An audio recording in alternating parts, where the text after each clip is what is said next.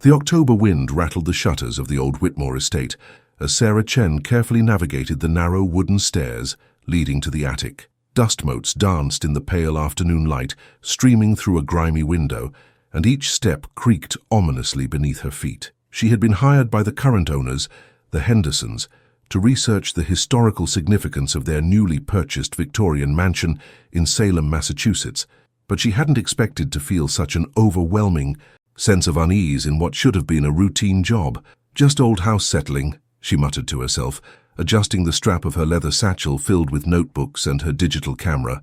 The Hendersons had mentioned finding some old photographs and documents during their renovation, and Sarah's expertise in New England historical research made her the perfect candidate to help them understand what they had uncovered.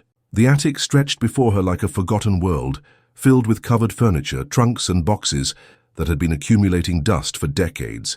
Cobwebs hung from the rafters like tattered curtains, and the air carried the musty scent of old wood and forgotten memories. Sarah pulled out her flashlight, its beam cutting through the shadows as she made her way toward a large trunk that the Hendersons had mentioned finding behind an old armoire. As she lifted the heavy lid, it groaned on rusted hinges, revealing a treasure trove of 19th century artifacts. There were yellowed letters tied with faded ribbon, a woman's silk gloves still pristine in their tissue paper, and several small velvet jewelry boxes. But it was the photograph album at the bottom that caught her attention, its leather binding cracked with age, but still intact. Sarah carefully lifted the album and opened it to the first page. Her breath caught in her throat as she examined the formal portrait that dominated the page. 3 figures stood against the backdrop of an ornate greenhouse, their expressions frozen in sepia tones that seemed to shimmer in the flashlight beam. A distinguished gentleman with a stern face and perfectly waxed mustache stood to the left, his hand possessively placed on the shoulder of a beautiful young woman in an elaborate Victorian dress. To the right, slightly separated from the couple, stood a handsome young man in work clothes, his cap held respectfully in his hands, but it was the woman's condition that made Sarah's pulse quicken. Even through the formal layers of her dress, it was unmistakably clear that she was pregnant, her hand resting protectively over her rounded belly. The pose seemed innocent enough at first glance, but there was something in the way the gardener's eyes seemed to linger on the woman, something in the tension of the husband's grip on her shoulder, that suggested a story far more complex than a simple family portrait. Sarah turned the photograph over and found an inscription in faded ink: "Jonathan, Elizabeth and Thomas, October 1901. Below that, in a different handwriting, someone had scrawled, "The secret that destroyed us all." A sudden gust of wind slammed against the attic window, causing Sarah to jump and nearly drop the precious photograph. As she steadied herself, she could have sworn she heard the faint sound of a woman weeping somewhere in the darkness of the attic. She swept her flashlight beam across the space, but found nothing except shadows and dust. "Hello," she called out, feeling foolish even as the word left her lips. The only response was the continued rattling of the shutters and the groaning of old wood settling in the October wind. Sarah carefully placed the photograph back in the album and gathered her things, eager to return to the warmth and light of the main house. As she made her way back down the stairs, she couldn't shake the feeling that she had stumbled upon something far more significant than a simple historical curiosity. The haunted expressions in that photograph, the cryptic message on the back, and the strange atmosphere of the attic all suggested that the Whitmore estate held secrets that had been buried for over a century. But as a historian, Sarah knew that the past had a way of refusing to stay buried, and she had a feeling that this forgotten photograph from 1901 was about to reveal truths that someone had desperately wanted to keep hidden forever. Sarah couldn't concentrate on her dinner that evening. The photograph she had discovered earlier kept haunting her thoughts as she sat in her small apartment near Salem State University, surrounded by stacks of historical documents and research materials. She had photographed the image with her digital camera before leaving the Whitmore estate, and now she found herself staring at the LCD screen, zooming in on each face, searching for clues she might have missed. The woman, Elizabeth, couldn't have been more than 25 years old. Her dark hair was styled in the Gibson girl fashion popular at the turn of the century, and her dress, though elegant, couldn't hide the obvious signs of advanced pregnancy. What struck Sarah most was the woman's eyes. Even in the sepia tones of the old photograph, there was a sadness there, a haunted quality that seemed to reach across more than a century to touch something deep within Sarah's soul. The gardener, Thomas, appeared to be roughly the same age as Elizabeth. His clothes marked him as working class, but his posture and the intelligent look in his eyes suggested he was more than just a simple laborer. Most disturbing of all was the way he gazed at Elizabeth in the photograph. It wasn't the respectful distance of a servant looking at his employer's wife. It was the look of a man deeply in love, and perhaps, Sarah thought with a chill, the look of a father gazing at the mother of his unborn child. Jonathan Whitmore, the husband, stood like a pillar of Victorian propriety. His expensive suit and gold pocket watch chain spoke of considerable wealth, but his face bore the stern expression of a man who brooked no nonsense. His hand on Elizabeth's shoulder seemed possessive, almost threatening, and Sarah noticed that his other hand was clenched in a tight fist at his side. Unable to resist the pull of the mystery, Sarah opened her laptop and began her research. The Whitmore family had been prominent in Salem's textile industry during the late 19th century, owning one of the largest mills in the area. Jonathan Whitmore had married Elizabeth Hartwell in 1899, according to the marriage records Sarah found in the online historical database. She was the daughter of a respected but financially struggling merchant family, and the marriage had been seen as advantageous for both parties. But as Sarah dug deeper into the historical records, she found something peculiar. There were no birth records for any children born to Jonathan and Elizabeth Whitmore, no baptismal records at the local churches, no mention of heirs in Jonathan's will when he died in 1923. For a wealthy family of that era, the absence of children was highly unusual, especially when there was photographic evidence of Elizabeth's pregnancy. Sarah's search for Thomas McCarthy proved even more intriguing. Immigration records showed that he had arrived from County Cork, Ireland in 1898, just 3 years before the photograph was taken. He was listed as a gardener and groundskeeper and had been employed by several wealthy families in the Salem area before joining the Whitmore household in early 1900. What made Sarah's blood run cold was what she found next. In the Salem Evening News Archive, dated November 15, 1901, she discovered a brief article that made her hands tremble as she read, "Local gardener found dead. The body of Thomas McCarthy, 26, employed as gardener at the Whitmore estate, was discovered yesterday, morning in the greenhouse behind the family residence."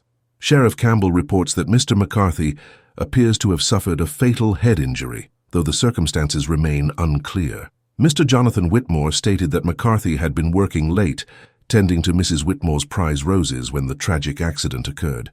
Sarah leaned back in her chair, her mind racing. Thomas had died just 1 month after the photograph was taken. And if Elizabeth had been in advanced pregnancy in October 1901, she would have given birth sometime in late 1901 or early 1902. Yet, there was no record of any child. As she continued her search, Sarah found Elizabeth's obituary from 1902. The brief notice stated that she had died of pneumonia on February 14th, Valentine's Day, at the age of 26. She was survived by her husband Jonathan and was buried in Salem's Green Lawn Cemetery. 3 people in a photograph taken in October 1901. By February 1902, 2 of them were dead, and any trace of Elizabeth's pregnancy had vanished from the historical record as if it had never existed. Sarah closed her laptop and walked to her kitchen window, staring out at the dark Salem streets. Somewhere out there in the old section of the city, the Whitmore estate stood like a monument to secrets that had been buried for over a century. But secrets, Sarah had learned in her years as a historian, had a way of refusing to stay buried. And tomorrow, she would return to that house to uncover the truth, no matter how dark that truth might be. As she prepared for bed, Sarah couldn't shake the feeling that she was being watched. Every time she glanced at her camera, sitting on the desk with that haunting photograph still displayed on its screen, she could swear the eyes in the image were following her movements. It was going to be a long night. Sarah returned to the Whitmore estate the following morning with a sense of determination tinged by unease. The October sky hung low and grey over Salem, and the autumn leaves crunched beneath her feet as she made her way around to the back of the Victorian mansion. Mrs. Henderson had given her permission to explore the grounds, and Sarah was particularly interested in seeing what remained of the greenhouse where Thomas McCarthy had met his mysterious end. The structure stood at the far end of what had once been an elaborate formal garden. Time and neglect had reduced the greenhouse to a skeleton of rusted iron and broken glass, its once pristine panes now clouded with age and weather. Vines had grown through the gaps in the frame, creating an almost ethereal curtain of dying autumn foliage that swayed gently in the morning breeze. As Sarah approached the greenhouse, her digital camera ready to document what she found, she noticed something that made her pause. Despite the obvious abandonment of the structure, there was a small section near what would have been the entrance where the ground had been recently disturbed. Fresh soil had been turned over, and someone had planted new roses in neat rows. The blooms were deep red, almost burgundy in color, and they seemed oddly vibrant against the decay surrounding them. "Beautiful, aren't they?" a voice said behind her. Sarah spun around to find an elderly man watching her from the garden path. He was tall and thin, with silver hair and kind eyes, dressed in worn work clothes that suggested he was a groundskeeper or gardener. "I'm sorry I didn't hear you approach," Sarah said, her heart still racing from the surprise. "I'm Sarah Chen. Mrs. Henderson hired me to research the history of the property." "Frank Morrison," the man replied, extending a weathered hand. "I've been taking care of the grounds here for the Hendersons since they bought the place. Those roses you're admiring, they're descendants of the original ones that grew here over a century ago." Sarah looked back at the vibrant blooms with new interest. "These are the same variety that Elizabeth Whitmore grew." Frank nodded, his expression growing somber. "Story goes that Mrs. Whitmore was passionate about her roses, spent hours out here every day, especially during her final months. The original plants died out decades ago, but I managed to find some heritage stock and replanted them. Seemed like the right thing to do." "Did you know about Thomas McCarthy?" Sarah asked carefully. "The gardener who died here in 1901. Frank's eyes darkened, and he glanced toward the ruined greenhouse. "Oh, I know about him all right. Found some of his old tools when I was cleaning out the basement of the garden shed. Good quality stuff, built to last. But there's more to that story than what made it into the newspapers." Sarah felt her pulse quicken. "What do you mean?" "My great-grandfather worked for one of the other wealthy families in Salem back then. The servants in those days, they all knew each other, talked among themselves. According to family stories that got passed down, Thomas McCarthy and Mrs. Whitmore, well, they had more than just a professional relationship." The elderly gardener looked around nervously, as if afraid someone might overhear, even though they were alone in the abandoned garden. "Great-grandfather said everyone knew she was carrying McCarthy's child, not her husband's. Said Jonathan Whitmore was a cold, cruel man who couldn't father children of his own, but his pride wouldn't let him admit it." Sarah's mind raced as she processed this information. It confirmed her suspicions about the photograph, but raised even more disturbing questions. "What happened to the baby?" Frank shrugged, but his expression remained troubled. "Nobody knows for sure. Mrs. Whitmore disappeared for several months after McCarthy died. When she came back, she was thin as a rail and looked like she'd seen a ghost. She died that winter, and whatever happened to that child went to the grave with her." As they stood talking, Sarah became aware of a strange sound drifting through the morning air. It was faint at first, almost like the wind moving through the broken glass of the greenhouse, but gradually it became clearer. It sounded like a woman humming a lullaby, soft and mournful, seeming to come from the direction of the ruined structure. "Do you hear that?" Sarah asked, raising her hand for silence. Frank cocked his head, listening intently. After a moment, his face went pale. "I hear it every now and then when I'm working out here. Started right after I planted those new roses. Sounds like a mother singing to her baby, doesn't it?" The humming continued for several more seconds, then faded away as suddenly as it had begun. Sarah and Frank stood in silence, both staring at the greenhouse where the sound had seemed to originate. "There's something else you should know," Frank said quietly. "I've been working these grounds for 5 years now, and I've never once been able to make anything grow in the exact spot where they found McCarthy's body. The soil's rich enough, gets plenty of sun, but nothing will take root there. It's like the earth itself is cursed." Sarah looked at the thriving roses, then back at the greenhouse. "Show me where they found him." Frank led her through the broken entrance of the greenhouse to a spot near what would have been the center of the structure. The concrete floor had long since cracked and broken apart, allowing weeds and grass to push through, but there was a distinct circular area, perhaps 6 feet in diameter, where nothing grew at all. The earth there was dark and barren, as if permanently stained by some ancient tragedy. "Right here," Frank said solemnly. "According to the old newspaper accounts, they found him face down with his skull crushed. Sheriff ruled it an accident, said he must have been struck by falling glass or iron framework, but my great-grandfather always said there wasn't any storm that night, nothing that would have caused the structure to collapse."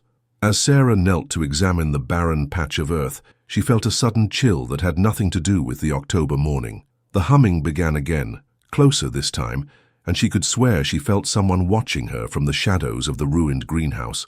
When she looked up, however, she saw only Frank, his face etched with concern. "Maybe we should head back to the house," he suggested. "This place has a way of affecting people, especially when they start asking questions about what happened here all those years ago." But Sarah was already lost in the mystery, her historian's instincts overriding any fear she might have felt. She had found the scene of the crime, and she was more determined than ever to uncover the truth about that October night in 1901 when love, betrayal, and murder had forever stained the grounds of the Whitmore estate. That afternoon, Sarah convinced Mrs. Henderson to let her examine more of the items found in the attic trunk. Spread across the dining room table of the Whitmore estate were yellowed letters, faded photographs, and several small leather-bound journals that had been wrapped in oiled cloth to protect them from moisture and time. "Take all the time you need," Mrs. Henderson said, pouring Sarah a cup of tea. "My husband and I are fascinated by the history of this place. We bought it knowing it had a reputation for being haunted, but we never expected to find actual historical evidence of tragedy." Sarah carefully opened the first journal, its pages brittle with age. The handwriting was elegant but shaky in places, written in fading brown ink that spoke of long nights spent by candlelight. Her breath caught when she saw the name inscribed on the first page, Elizabeth Sarah Whitmore, 1901. The early entries were mundane observations about daily life in a wealthy household, complaints about the servants, notes about social obligations and charity work. But as Sarah read deeper into the diary, the tone began to change dramatically. By summer of 1901, Elizabeth's entries had become deeply personal and emotionally charged. June 15th, 1901. Thomas worked in the rose garden today. I watched him from my bedroom window and felt such shame at the thoughts that filled my mind. He is so different from Jonathan, so gentle and alive. When he smiles at me, I feel as though I am seeing sunshine for the first time in my life. Sarah's pulse quickened as she continued reading. The entries revealed a woman trapped in a loveless marriage, slowly falling in love with the young Irish gardener who tended her beloved roses. July 3rd, 1901. Thomas brought me roses this morning, the deep red ones that bloom near the greenhouse.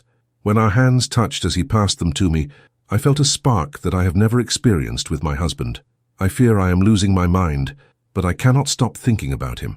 The diary entries grew more passionate and desperate as the summer progressed. Elizabeth wrote about stolen moments in the greenhouse, conversations that lasted for hours, as Thomas taught her about different varieties of flowers and shared stories of his homeland in Ireland. August 12th, 1901. I can no longer deny what is in my heart.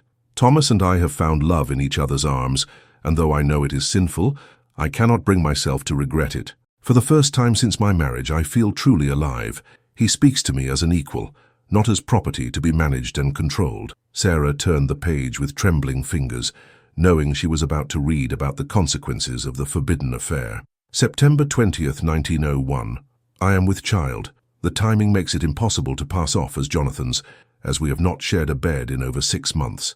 I told Thomas today, and though he was frightened, he promised to stand by me.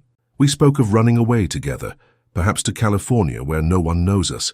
But how can we leave when I have no money of my own and he has only his wages? The entries became increasingly frantic as autumn approached. Elizabeth wrote about morning sickness, about the growing suspicion in Jonathan's eyes, and about her desperate attempts to hide her condition with increasingly elaborate clothing. October 8th, 1901. Jonathan confronted me today about my appearance. He is not a fool, and I fear he suspects the truth. Thomas and I have decided we must leave soon before it becomes impossible to travel. We plan to take the photograph tomorrow as a remembrance, and then we will flee this place forever. Sarah's hands were shaking as she read the entry dated the day before the photograph was taken, but it was the final entry that made her blood turn to ice. October 15th, 1901. My world has ended. Jonathan discovered our plan to leave together. He followed me to the greenhouse last night, where I was meeting Thomas to finalize our arrangements. The confrontation was terrible. Jonathan accused Thomas of seducing me, of taking advantage of his position. Thomas defended our love, said that true affection could not be contained by social boundaries. Jonathan flew into a rage and struck Thomas with a garden spade. The sound of it connecting with his skull will haunt me forever. Sarah had to pause in her reading, overwhelmed by the raw emotion and horror contained in Elizabeth's words. When she continued, the handwriting had become almost illegible, as if written in extreme distress. I watched the life drain from Thomas's eyes as Jonathan stood over his body, breathing hard from exertion and rage. He told me that if I ever spoke of what truly happened, he would see me committed to an asylum for lunacy. He made me help him arrange the body to look like an accident, and then he forced me to watch as he destroyed every letter Thomas had written to me. The final paragraph was written in a different ink, suggesting it had been added days or weeks later. I carry Thomas's child, but Jonathan has sworn that no bastard offspring will inherit the Whitmore name. He has made arrangements for me to be sent away when my time comes, to a private facility, where the child will be taken from me immediately after birth. I pray that Thomas's spirit will find a way to protect our baby, because I fear I will not live long enough to do so myself. If anyone finds this diary, know that true love existed here, even if it was destroyed by jealousy and pride. Sarah closed the diary with trembling hands, her mind reeling from what she had read. Elizabeth had witnessed her lover's murder and had been forced to participate in covering it up. Worse still, Jonathan had planned to steal her child and dispose of it in some way that would ensure his secret remained buried. As she sat in the fading afternoon light of the Whitmore estate's dining room, Sarah felt a presence behind her. She turned around slowly, half expecting to see Mrs. Henderson returning with more tea, but the doorway was empty. Instead, she heard the faint sound of a woman weeping, coming from somewhere deep within the house. The diary had revealed the truth about that October night in 1901, but it had also raised new questions that were even more disturbing. What had happened to Elizabeth's child? Where had Jonathan sent her to give birth? And why did the spirits of Thomas and Elizabeth seem to be reaching across more than a century to ensure that their story was finally told? Sarah gathered the diary and her notes, knowing that her investigation was far from over. The ghosts of the Whitmore estate had more secrets to reveal, and she was determined to uncover them all, no matter how dark the truth might be. Sarah spent the next 2 days at the Massachusetts State Archives in Boston, following a lead that had emerged from Elizabeth's diary. If Jonathan Whitmore had sent his wife away to give birth in secret, there would be records somewhere of the transaction. Her experience as a historian had taught her that wealthy men in 1901 had limited options for such arrangements, and most involved either private doctors willing to falsify records or institutions that specialized in discretion. After hours of searching through medical facility records and cross-referencing with transportation logs from 1901, Sarah finally found what she was looking for. Hidden in the files of the Danvers State Hospital, formerly known as the State Lunatic Hospital at Danvers, was a brief admission record that made her stomach turn. Patient E. Hartwell, admitted November 3, 1901. Condition: hysteria and delusions of pregnancy. Committed by husband for treatment of mental afflictions. Private room, level 4 security. The name was Elizabeth's maiden name, and the timing matched perfectly with what Sarah had learned from the diary. Jonathan had committed his wife to the asylum under false pretenses, using her pregnancy as evidence of mental illness. In 1901, it was common for inconvenient wives to be declared insane by their husbands, especially if they possessed wealth or property that needed to be controlled. Sarah's hands trembled as she found additional records related to Elizabeth's stay at Danvers. The asylum had been notorious for its brutal treatment of patients, and the file painted a horrifying picture of Elizabeth's final months. November 15, 1901. Patient continues to insist she is pregnant, despite obvious physical evidence to the contrary. Dr. Hartwell recommends cold water treatments to restore mental clarity. Sarah realized with horror that they had been forcing Elizabeth to deny her pregnancy, likely as part of Jonathan's plan to make the child's birth appear illegitimate or even non-existent. The cold water treatments mentioned were a form of torture commonly used in asylums of that era. December 20, 1901. Patient delivered during the night. Infant removed immediately per instructions from Mr. J. Whitmore. Patient suffered severe complications during delivery and remains in critical condition. The clinical language barely concealed the tragedy that had unfolded. Elizabeth had given birth to Thomas's child in the hellish conditions of a 19th-century asylum, only to have the baby taken from her immediately. Sarah frantically searched through the remaining files, looking for any indication of what had happened to the infant. December 21, 1901. Infant transferred to St. Mary's Foundling Home in Boston per arrangement with Mr. Whitmore. Payment of $500 received for discretionary placement. Sarah's heart raced as she realized she might be able to trace the child's fate. St. Mary's Foundling Home had been a Catholic institution that placed unwanted children with families, often with no questions asked if the price was right. The records might still exist somewhere in the Boston Archdiocese archives. January 15, 1902. Patient's condition continues to deteriorate. Refuses food and speaks constantly of dead gardener and stolen child. Dr. Hartwell notes increasing signs of melancholia. February 10, 1902. Patient found unresponsive in room. Appears to have succumbed to pneumonia complicated by malnutrition and severe depression. Body to be returned to family for burial. Sarah closed the file, overwhelmed by the tragedy she had uncovered. Elizabeth Whitmore had died alone and broken in a mental asylum, separated from the child she had carried, and mourned for the murdered man she loved. Jonathan had covered his tracks carefully, ensuring that his wife's death would appear natural and that no scandal would touch the Whitmore name. But as Sarah prepared to leave the archives, something strange happened. The fluorescent lights overhead began to flicker, and the temperature in the research room seemed to drop dramatically. Other researchers looked around nervously as papers began to flutter, without any apparent source of wind. Sarah felt a presence behind her and turned to see a woman standing near the file cabinets. She was young, perhaps in her mid-20s, with dark hair styled in the Gibson girl fashion of the early 1900s. Her dress was white like a nightgown, and her face bore an expression of infinite sadness. Most disturbing of all, her arms were positioned as if she were cradling an invisible infant. "Where is my baby?" the apparition whispered, her voice echoing strangely in the modern research facility. "They took my baby. Thomas promised to protect us, but they took my baby." The other researchers had stopped their work entirely now, staring in shock at the ghostly figure that had materialized in the archives. Sarah tried to speak, but her throat felt constricted, as if the very air had become thick and oppressive. "I know you're trying to help," the spirit of Elizabeth Whitmore continued, looking directly at Sarah with eyes that seemed to hold more than a century of grief. "But finding the truth is not enough. You must find my child. You must right the wrong that was done." The lights flickered once more, and then the apparition was gone, leaving only the scent of roses and the sound of distant weeping. The other researchers sat in stunned silence for several moments, before gradually returning to their work, perhaps convincing themselves that they had experienced a shared hallucination. But Sarah knew better. Elizabeth Whitmore's spirit was reaching across the veil between life and death, desperate to reunite with the child that had been stolen from her. The ghost wanted more than just acknowledgement of the injustice that had been done. She wanted resolution, and she had chosen Sarah as the instrument of that resolution. As Sarah gathered her research materials and prepared to continue her investigation at St. Mary's Foundling Home, she realized that she was no longer just researching a historical mystery.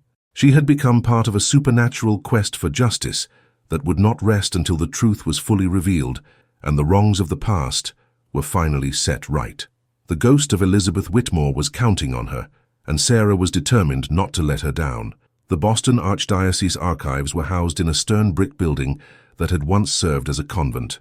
Sister Margaret, the elderly nun who oversaw the historical records, led Sarah through corridors lined with filing cabinets containing more than a century of documentation about the church's charitable works in New England. St. Mary's Foundling Home closed in 1963, Sister Margaret explained as they walked, "but we've maintained all the records as required by church law." "What exactly are you looking for, dear?" Sarah had prepared a careful explanation that omitted the supernatural elements of her investigation. "I'm researching the placement of a child who was born in December 1901. The infant was transferred from Danvers State Hospital to St. Mary's around December 21st of that year." Sister Margaret's expression grew somber. "Ah, one of those arrangements. We had many children brought to us under similar circumstances during that era. Wealthy families often made private arrangements when scandals needed to be contained. The church was sometimes complicit in these situations, I'm afraid to say." They reached a storage room filled with leather-bound ledgers and manila folders organized by decade. Sister Margaret pulled down several volumes from 1901 and placed them on a reading table. "The records from that period are quite detailed," she said. "The nuns who ran St. Mary's were meticulous about documentation, even for the private placements. They believed that someday the children might want to know their origins." Sarah began searching through the admission records from December 1901, her heart pounding as she scanned page after page of handwritten entries. Most were standard admissions, unwed mothers bringing their infants to the foundling home for placement with Catholic families. But near the end of December, she found what she was looking for. December 22nd, 1901, male infant approximately 2 days old, brought by private arrangement through Mr. Jonathan Whitmore of Salem. Child appears healthy despite difficult birth circumstances. Mother's name withheld per agreement. Payment of $500 received for expedited placement. Child to be named Thomas Patrick McCarthy in honor of deceased father. Sarah's breath caught in her throat. Even in his cruelty, Jonathan Whitmore had apparently felt some obligation to acknowledge the child's true paternity, though he had ensured that the boy would never know his real heritage. Sister Margaret peered over Sarah's shoulder at the entry. Thomas Patrick McCarthy. That's quite unusual for a foundling. Most of the children received new names chosen by their adoptive families. The fact that this child kept his birth name suggests someone wanted to preserve his identity. Sarah continued reading through the file, desperate to learn what had happened to Elizabeth's son. The next entry was dated January 15th, 1902. Thomas Patrick McCarthy, placed with the Donnelly family of South Boston. Patrick and Mary Donnelly, both Irish immigrants, unable to have children of their own. Payment of placement fee waived due to special circumstances of child's heritage. Father Mallory conducted the ceremony. The Donnellys, Sister Margaret mused. I remember that name from other records. They were a good family, devout Catholics who took in several foundlings over the years. If this child was placed with them, he would have been loved and well cared for. Sarah felt a mixture of relief and renewed urgency. Elizabeth's child had survived and found a loving home, but she still needed to trace what had happened to him. At least, now she had a trail to follow. Is there any way to find out what happened to the Donnelly family? Sarah asked. Any forwarding addresses or subsequent records? Sister Margaret consulted an index file and pulled out another folder. Let me see what we have about ongoing contact with adoptive families. As she searched through the papers, the temperature in the archive room began to drop noticeably. Sarah's breath became visible in small puffs, and both women looked around in confusion. That's strange, Sister Margaret said. The heating system was just serviced last week. But Sarah knew the cause wasn't mechanical. She could feel a presence in the room, watching their research with intense interest. When she looked up from the records, she saw him standing near the window. Thomas McCarthy appeared exactly as he had in the photograph, still wearing his work clothes and holding his cap respectfully in his hands. But now his face bore the evidence of the violence that had ended his life, and his eyes held a desperate intensity that made Sarah's heart race. "Find my son," he whispered, his voice carrying the faint accent of County Cork. "Elizabeth and we can't rest until we know he was safe. That bastard Whitmore stole everything from us, but at least let us know our boy lived a good life." Sister Margaret had stopped her searching and was staring at the ghostly figure with a mixture of fear and fascination. As a nun, she had always believed in the supernatural, but she had never expected to encounter it in the church's own archives. "You can see him too?" Sarah asked softly. "I see a man in old-fashioned clothes," Sister Margaret replied in a shaky voice. "He seems to be in great distress." Thomas's apparition moved closer to the table where they were working.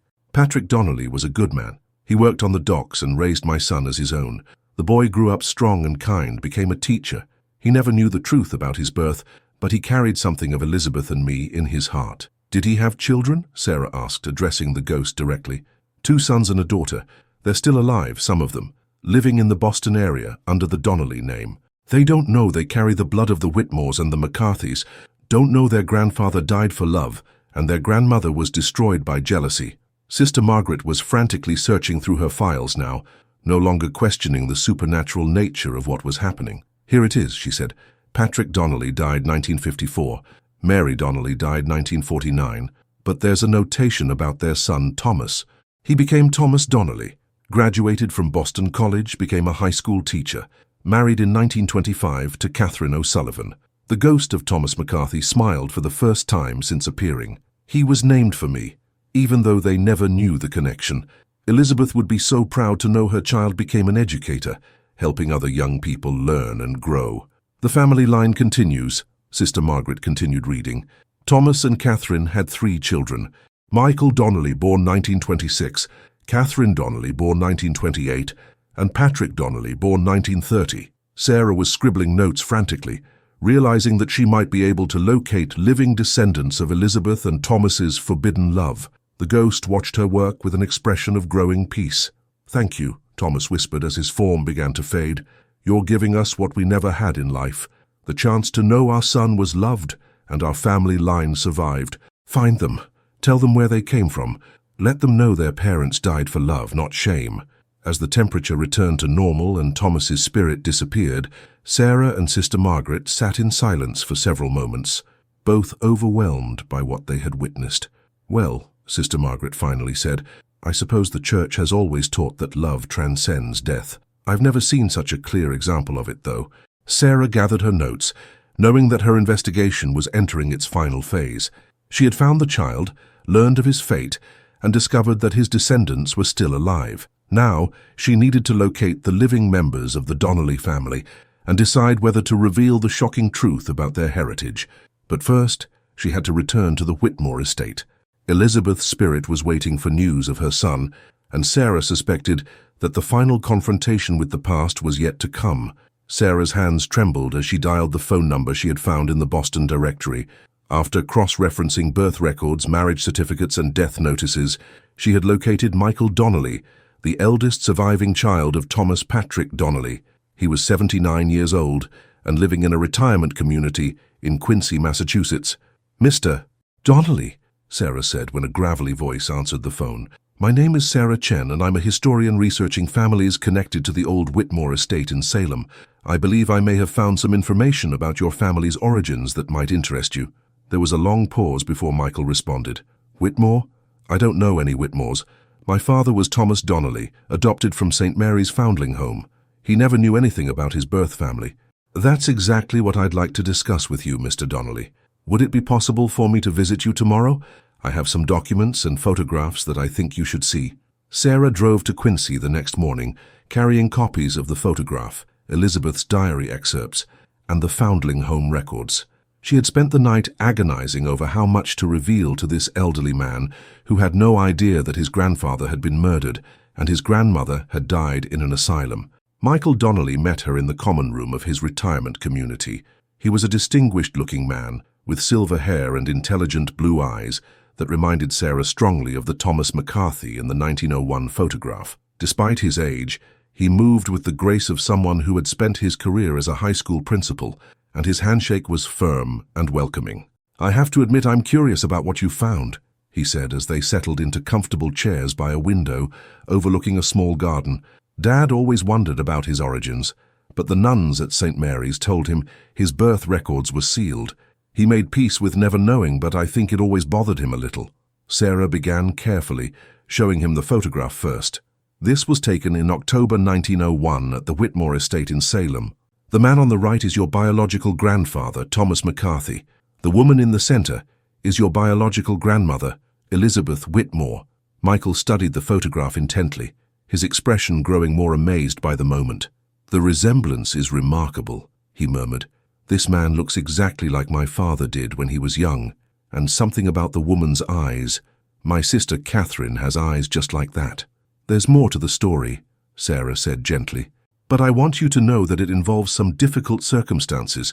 Your grandparents' love story didn't have a happy ending." Michael nodded solemnly. "I'm 79 years old, Miss Chen. I think I can handle whatever you need to tell me." Sarah spent the next hour carefully explaining what she had discovered, showing him relevant excerpts from Elizabeth's diary and the Foundling Home records. She watched his face go through a range of emotions: surprise, sadness, anger, and finally a kind of pride.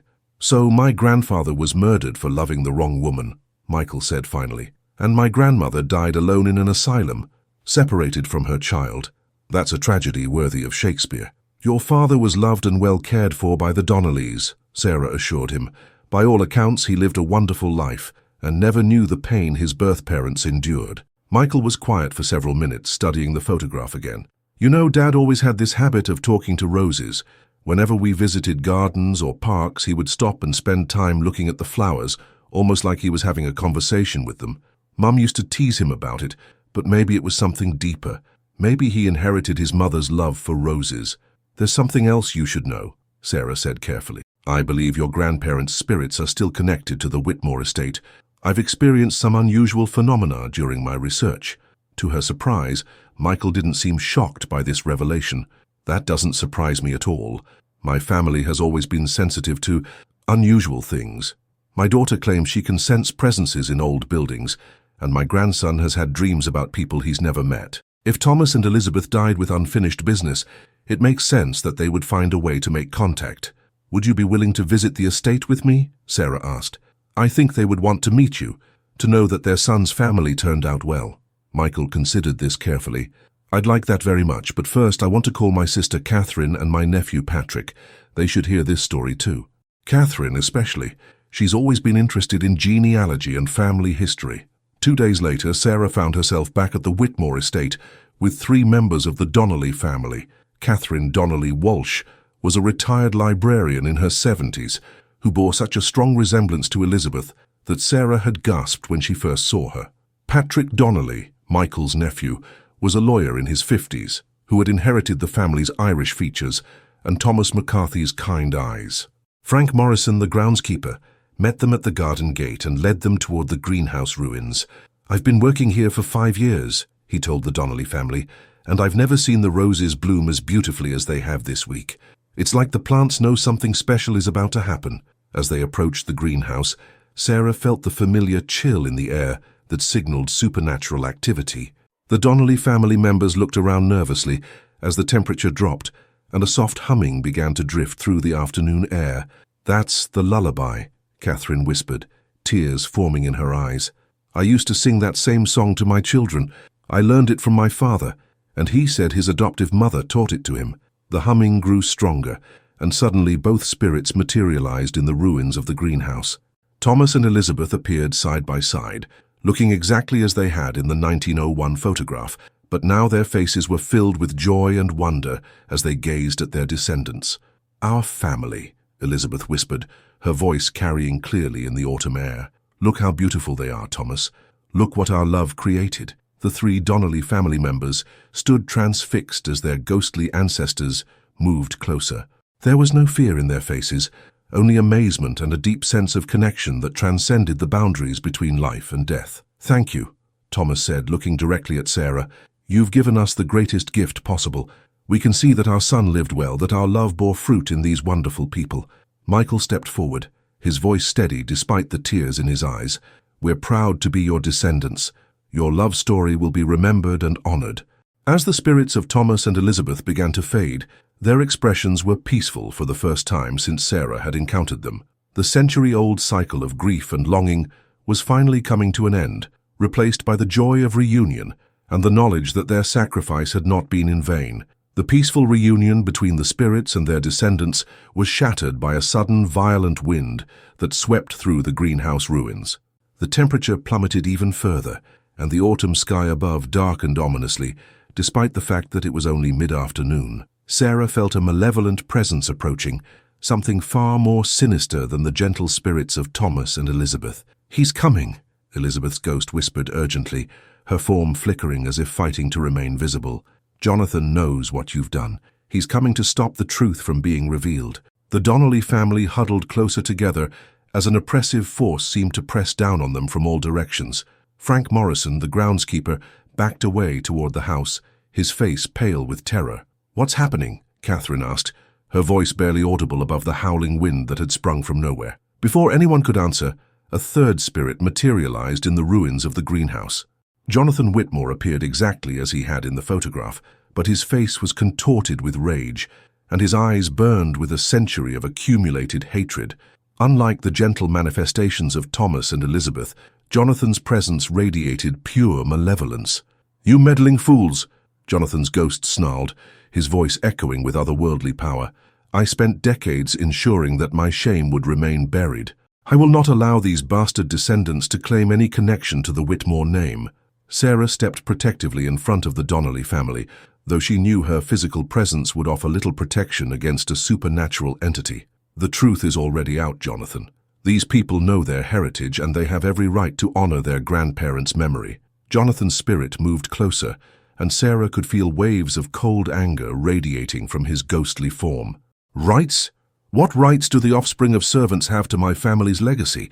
I killed that Irish scoundrel with my own hands, and I sent that unfaithful wife to die in madness. I will not have my reputation tarnished by their mongrel bloodline. You murdered an innocent man, Michael Donnelly said, stepping forward despite his fear. You destroyed a woman who only wanted to love and be loved. Your reputation deserves to be tarnished.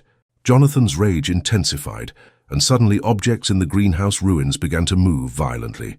Broken glass rose from the ground and swirled through the air, and the metal framework of the structure groaned and twisted as if being manipulated by invisible hands. You know nothing of what I sacrificed to build the Whitmore fortune, Jonathan roared. Elizabeth was my property, bought and paid for through marriage. That gardener was a thief who stole what belonged to me. I had every right to defend my honor. Elizabeth's spirit moved between Jonathan and the living descendants, her gentle presence now blazing with maternal fury. These are my blood, Jonathan.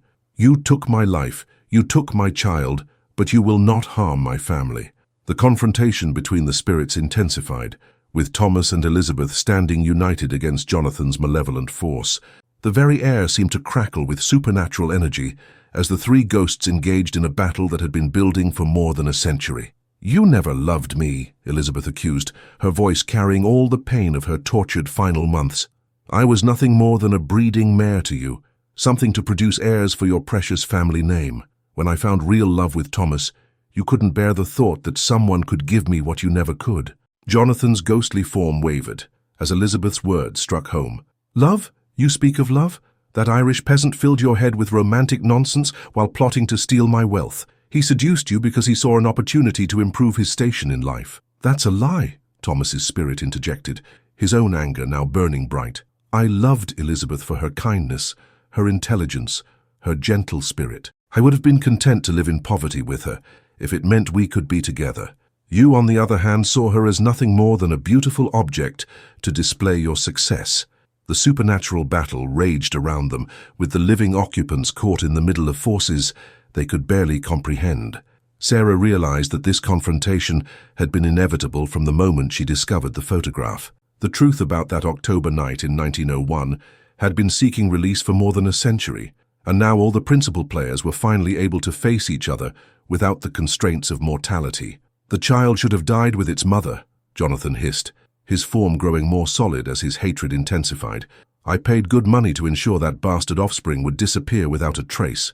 The fact that it survived to produce more tainted blood is an affront to everything I worked to build. This final insult proved too much for the spirits of Thomas and Elizabeth. Their combined fury created a blinding flash of light that illuminated the entire greenhouse ruins. When Sarah's vision cleared, she saw that the three ghosts were locked in a supernatural struggle that seemed to be tearing at the very fabric of reality around them.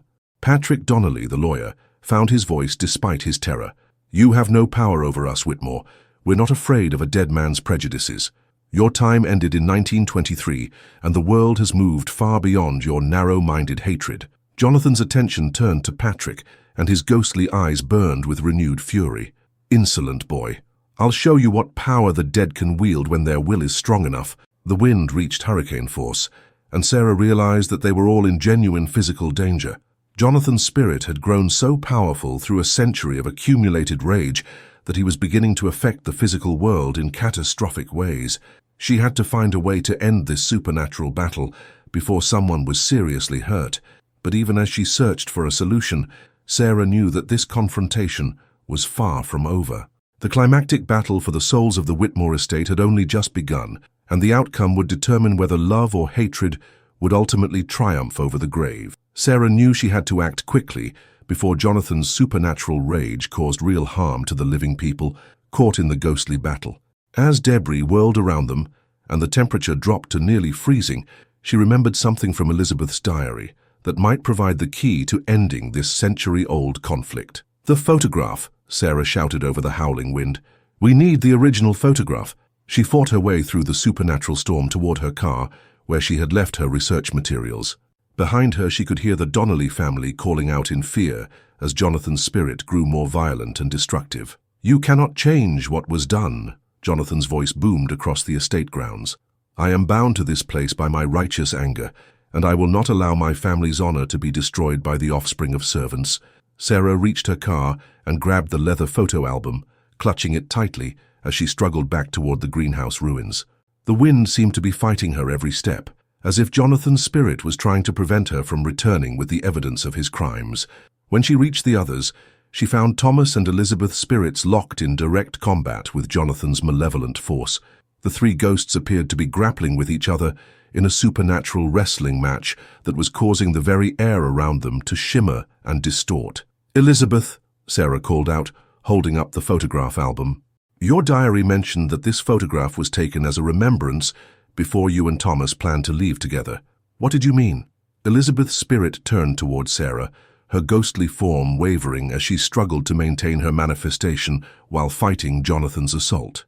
"The photograph contains our pledge to each other. Thomas and I spoke vows of love in front of that camera, promising to be together for eternity. It was our real wedding ceremony, the only one that mattered." Sarah understood immediately. The photograph wasn't just a record of the three people and their tragic story.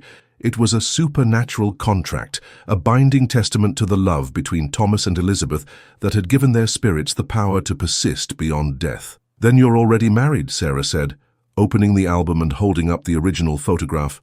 "In the eyes of God and eternity, you and Thomas are husband and wife. Jonathan never had any real claim on you."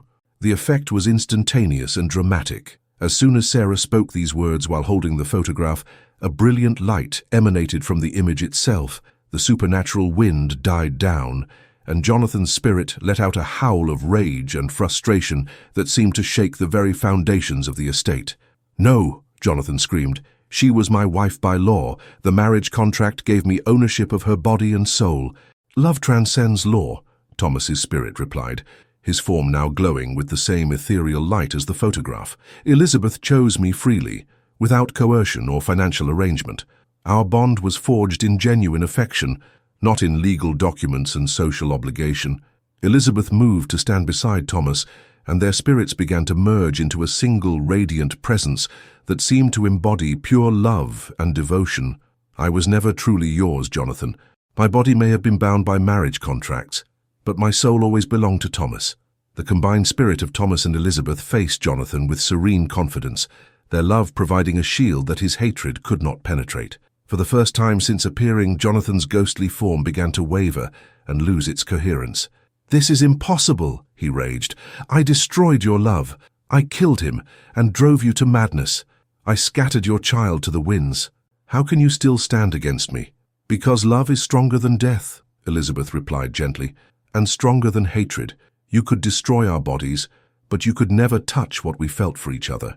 Our love has survived for more than a century, and it has created this beautiful family." She gestured toward the Donnelly descendants, who were watching the supernatural drama unfold with a mixture of fear and awe. "Look at them, Jonathan. Look at what our love accomplished. They are teachers, librarians, lawyers, people who make the world better through their kindness and compassion. They carry our legacy forward, not yours." Jonathan's spirit looked at the living descendants of the forbidden love, and for the first time, his expression showed something other than rage. There was a flicker of recognition, perhaps even regret, as he saw the intelligent, compassionate faces of the Donnelly family. "I spent my entire afterlife consumed by anger," he whispered, his voice losing its supernatural power. "I told myself I was protecting my family's honor, but there is no honor in murder and cruelty." Michael Donnelly stepped forward, his voice calm and steady despite the supernatural chaos around him. "It's not too late to choose differently, Jonathan. You can let go of the hatred that's been poisoning your spirit for over a century." "But the shame," Jonathan said weakly. "The scandal of a servant's child bearing my family name." "There is no shame in love," Catherine added gently. "Only in the violence and cruelty you used to try to destroy it. Your family name will be remembered for the evil you did, not for any imagined slight to your honor." Sarah watched as Jonathan's ghostly form continued to weaken and fade. The power that had sustained his spirit for more than a century had been fueled entirely by rage and hatred. Now that he was confronting the truth about his actions and their consequences, that power was abandoning him. "I don't know how to let go," Jonathan admitted, his voice now barely a whisper. "The anger has been part of me for so long that I've forgotten what I was like before it consumed me."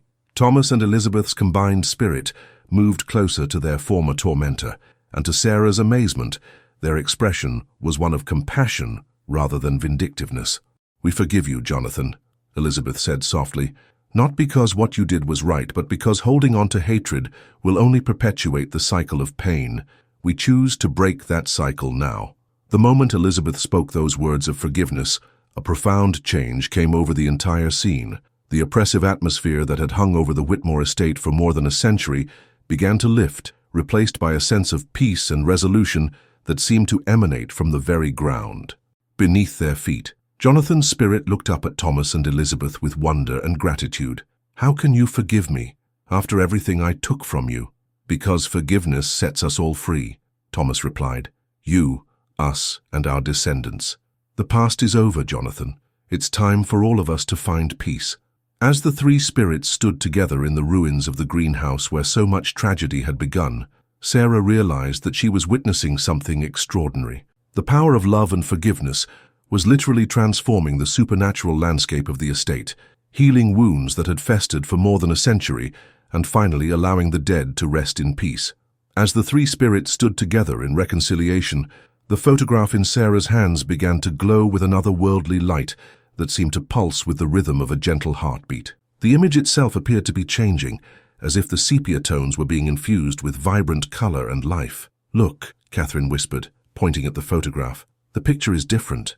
Sarah gazed down at the image and gasped. Where before there had been tension and hidden resentment in the faces of the three subjects, now there was only peace.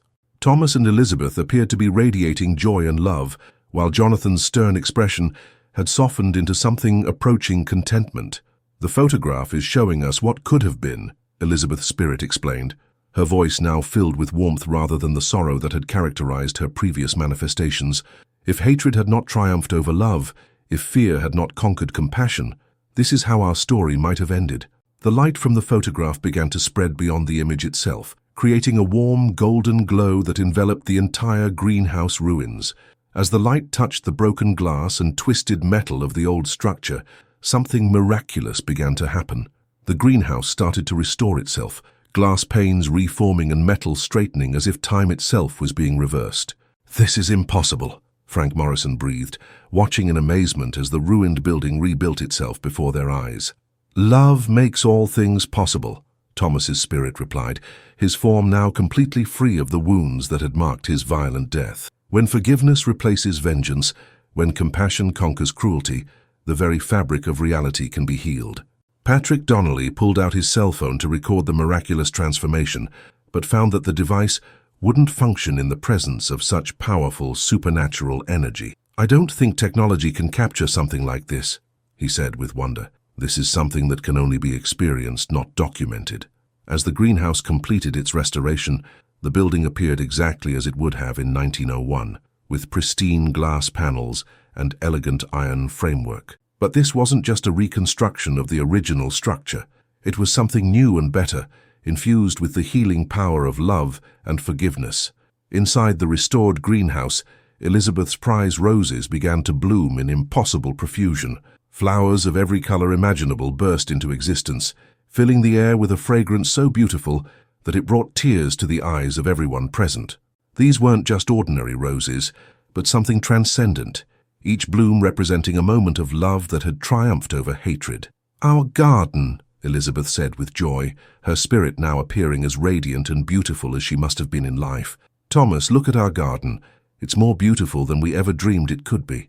Jonathan's spirit approached one of the rose bushes hesitantly, as if afraid his presence might somehow corrupt the beauty around him. "I spent so many years trying to destroy what you had built together," he said quietly. "I was so consumed by jealousy that I couldn't see the beauty of what you had created." "Jealousy is a choice, Jonathan," Thomas replied gently. "You could have chosen to celebrate love instead of trying to destroy it, but it's not too late to make a different choice now." As if responding to Thomas's words, one of the roses on the bush that Jonathan was approaching began to change color, transforming from deep red to pure white. The spirit of Jonathan Whitmore reached out tentatively and touched the flower, and immediately his ghostly form began to undergo its own transformation. The harsh lines of anger and resentment that had marked his features for more than a century began to soften. His expression grew peaceful, and for the first time Sarah could see what Jonathan might have been like before hatred consumed his soul. "I remember now," Jonathan whispered, his voice filled with wonder. "I remember what it felt like to be human, to feel something other than rage. I had forgotten that I was once capable of kindness. Sarah watched in amazement as the three spirits stood together in the restored greenhouse, no longer enemies, but fellow souls who had finally found peace. The photograph in her hands had stopped glowing, but the image remained forever changed, showing the three figures as they were meant to be seen, united in understanding rather than divided by conflict. "What happens now?" Michael Donnelly asked, speaking to the spirits directly. "Will you be able to rest in peace?" Elizabeth's spirit smiled, and in that smile was all the maternal love she had never been able to give to her child in life. "We will rest, but we will also watch over our family. Love doesn't end with death, it only transforms into something more beautiful. Your descendants will carry our story forward," Thomas added, looking at each of the Donnelly family members with pride. "They will remember that love conquered hatred, that forgiveness triumphed over vengeance. That is the legacy we want to leave behind." Jonathan's spirit nodded in agreement. "And I will work to undo the damage I caused. My spirit will protect this place and ensure that it becomes a sanctuary for love rather than a monument to jealousy." The three spirits began to fade as the afternoon sun broke through the clouds that had darkened the sky during their supernatural battle, but their departure was gentle and peaceful, like a soft breeze carrying away the last traces of winter to make room for spring. "Thank you," Elizabeth called out as her form became translucent. "Thank you for giving us the chance to tell our story, to meet our family, and to finally find peace." As the spirits disappeared completely, the restored greenhouse remained as proof that what had transpired was real. The building stood in perfect condition, filled with the most beautiful roses any of them had ever seen, a testament to the power of love to heal even the deepest wounds. Sarah closed the photograph album, knowing that her work as a historian had accomplished something far more important than simply documenting the past. She had helped to heal a century-old wound and had given three tormented souls the peace they had been seeking for more than 100 years. The Donnelly family stood together in the restored greenhouse, no longer strangers to their own heritage, but proud inheritors of a love story that had transcended death itself. They had learned where they came from, and more importantly, they had learned what they carried within themselves, the legacy of two souls who had dared to love despite the consequences. As they prepared to leave the Whitmore estate, each of them carried with them a single white rose from Elizabeth's garden, a symbol of the peace that had finally come to the tortured spirits of the past, and a reminder that love, when it is true and pure, can never truly be destroyed. 1 week after the supernatural events at the Whitmore estate, Sarah found herself in the offices of the Salem Gazette, meeting with editor Margaret Stevens to discuss publishing the complete story she had uncovered. The restored greenhouse had become something of a local sensation, with visitors from across New England coming to see the miracle roses that bloomed year-round despite the October chill. "This is quite a story, Sarah," Margaret said, reviewing the carefully documented account that Sarah had prepared. "But are you sure you want to include the supernatural elements? Some people might find it difficult to believe." Sarah looked out the newspaper office window toward the Whitmore estate, where she could see the gleaming greenhouse standing like a beacon of hope against the autumn landscape. "The evidence speaks for itself, Margaret. The building was in ruins one day and perfectly restored the next. The roses are blooming in conditions that should be impossible, and we have witnesses to everything that happened." The Donnelly family had agreed to go public with their story, feeling that their ancestors' tale of love and redemption deserved to be shared with the world. Michael, Catherine, and Patrick had spent the week giving interviews to local television stations and providing DNA samples that confirmed their genetic connection to both the McCarthys of County Cork and the Hartwell family of Salem. "The scientific evidence is compelling," Margaret admitted, reading through the genetic reports that Patrick had commissioned. "The DNA analysis clearly shows Irish ancestry, consistent with Thomas McCarthy's background, and there are also markers that connect to the old Salem families, including the Hartwells." Sarah had also included testimony from Sister Margaret at the Boston Archdiocese, who had agreed to speak publicly about the Foundling Home records and the supernatural encounter she had witnessed in the archives. The Catholic Church had issued a statement neither confirming nor denying the miraculous nature of the events, but acknowledging that the historical records were authentic and accurate. "What about the Hendersons?" Margaret asked. "How are they handling all the attention their property is receiving?" "They're thrilled," Sarah replied with a smile.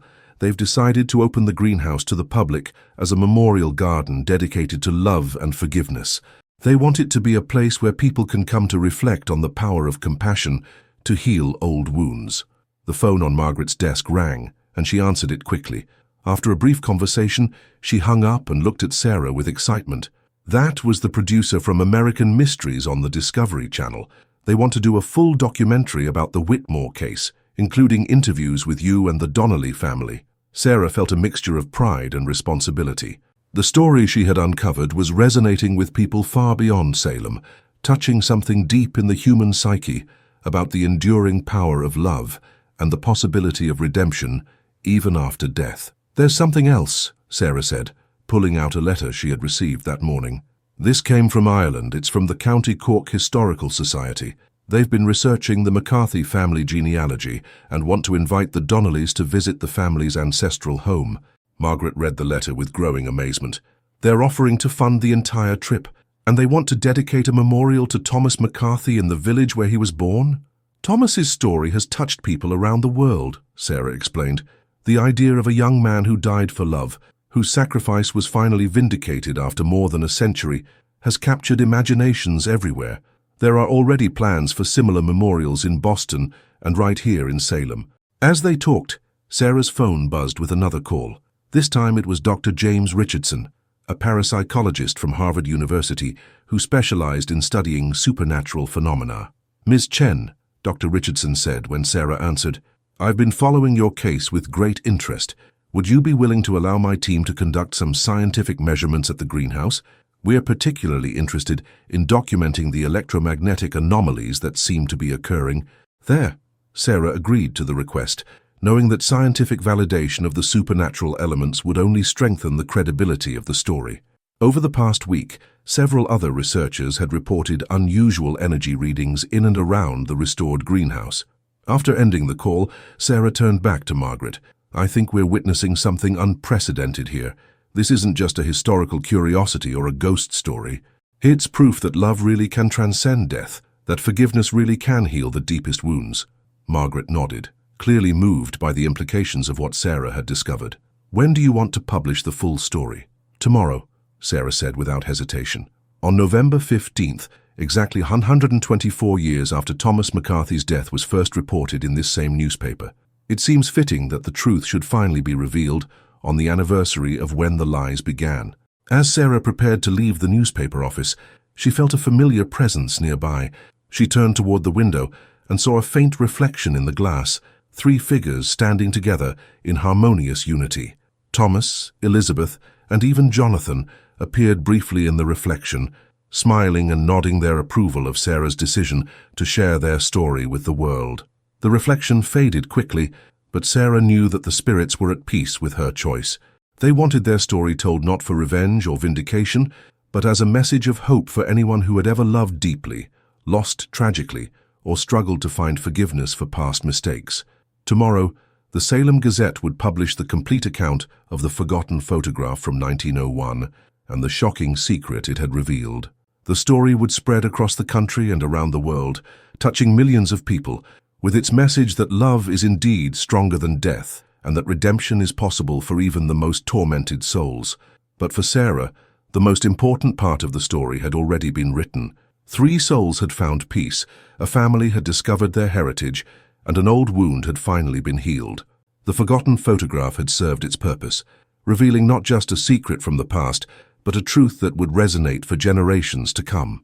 As she walked home through the streets of Salem, Sarah could smell the faint fragrance of roses in the autumn air, a reminder that some things are indeed eternal, and that love, when it is true and pure, can create miracles that defy all explanation. 1 year later, Sarah stood in the Elizabeth and Thomas Memorial Garden, watching as hundreds of visitors from around the world came to pay their respects to the greatest love story Salem had ever known. The restored greenhouse had become a pilgrimage site for those seeking hope in their own struggles with love, loss, and forgiveness. The Salem Gazette's publication of the complete story had indeed spread across the globe, translated into dozens of languages and adapted into books, documentaries, and even a major motion picture. But for Sarah, the most meaningful recognition had come from the people whose lives had been touched by the message of redemption and eternal love. "Sarah," a familiar voice called out behind her.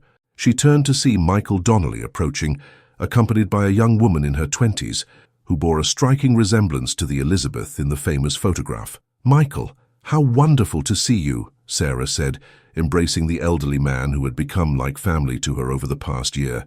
"And this must be your granddaughter." "This is Emily," Michael said proudly. "She just graduated from Harvard with a degree in social work. She says she was inspired by our family story to dedicate her life to helping people heal from trauma and loss." Emily smiled warmly as she shook Sarah's hand. "My great-great-grandmother's strength in the face of such terrible circumstances has been my inspiration. I want to help other people find the courage to forgive and move forward, just like she did." As they walked through the memorial garden, Sarah marveled at how the story had continued to evolve and inspire new generations. The Donnelly family had established a foundation that provided scholarships for students studying conflict resolution and family therapy. The Irish government had created a sister memorial in County Cork, and the Catholic Church had officially recognized the site as a place of pilgrimage and healing. "The roses are more beautiful than ever," Emily observed, stopping to admire a particularly stunning bloom that seemed to shimmer with its own inner light. "They say the flowers respond to the emotions of the visitors," Sarah explained. "People come here carrying pain and anger, and somehow the garden helps them find peace. I've seen it happen hundreds of times." Near the center of the greenhouse stood a simple bronze plaque that told the story of Thomas McCarthy, Elizabeth Whitmore, and Jonathan Whitmore, in words that Sarah had carefully crafted to honor all three spirits. Below the main inscription were lines from a poem that Emily had written about her ancestors. "Love transcends the bounds of time and death. Forgiveness heals the deepest wounds. In this sacred place where roses bloom eternal, three souls found peace and taught us all that hatred ends where compassion begins." As the afternoon sun streamed through the glass panels of the restored greenhouse, Sarah noticed a familiar figure sitting quietly on one of the benches near the memorial plaque. It was Catherine Donnelly Walsh, now in her 80s but still sharp and vibrant, reading a letter with tears in her eyes. "Catherine, is everything all right?" Sarah asked, approaching the elderly woman with concern. Catherine looked up with a smile that was both sad and joyful. "I received this letter today from a woman in Ireland. Her name is Bridget McCarthy, and she believes she's descended from Thomas's brother who stayed in County Cork. She wants to meet our family and learn more about Thomas's story." Sarah felt her heart swell with emotion. Even after all this time, the ripple effects of the love story continued to spread, connecting people across continents and generations. "Will you meet with her?" "Of course," Catherine replied. "Thomas and Elizabeth's love created a family that extends far beyond what any of us imagined. It's our responsibility to honor that legacy by bringing people together instead of keeping them apart." As evening approached and the crowds began to thin, Sarah found herself alone in the greenhouse with her thoughts. She had won numerous awards for her historical research, and the Whitmore case had established her as one of the foremost experts on supernatural phenomena in American history. But the accolades and recognition paled in comparison to the knowledge that she had played a role in healing a century-old wound. A gentle breeze stirred through the greenhouse, carrying with it the faint sound of laughter and the distant echo of Irish music. Sarah looked around but saw no source for the sounds. Instead, she felt a presence, warm and welcoming, that seemed to emanate from the very walls of the building. "Thank you," a voice whispered so softly that Sarah wasn't sure if she had heard it or simply felt it in her heart. "Thank you for giving us our happy ending." Sarah smiled, knowing that somewhere beyond the veil between life and death, Thomas and Elizabeth were together at last, their love vindicated and their story immortalized. Even Jonathan had found his redemption, his spirit now serving as a guardian of the sacred space where hatred had been transformed into love. As she prepared to leave the memorial garden, Sarah took one last look at the original photograph, now displayed in a place of honor near the entrance to the greenhouse. The image showed three people frozen in time, but Sarah knew the truth that lay behind the sepia tones. She knew about the love that had defied social conventions, the tragedy that had torn apart two innocent hearts, and the forgiveness that had finally set three souls free. The forgotten photograph from 1901 had revealed its shocking secret, but in doing so it had also revealed something far more important.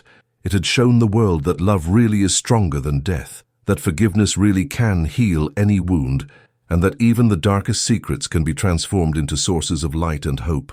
As Sarah walked away from the Whitmore estate for what she knew would be the last time as a researcher, she carried with her the knowledge that some stories never truly end. They simply transform into something larger and more beautiful, touching lives across generations, and proving that the greatest human experiences, love and redemption, are indeed eternal.